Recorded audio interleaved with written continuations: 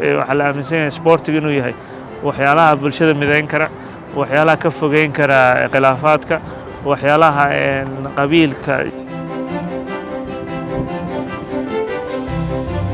farxad weyn bay ii tahay maanta inaan ka soo qayb galo koobkan oo muddo socday, ujeedadiisa isdhexgalka bulshada iyo sidii dhalinyarada rajo loogu abuuri lahaa.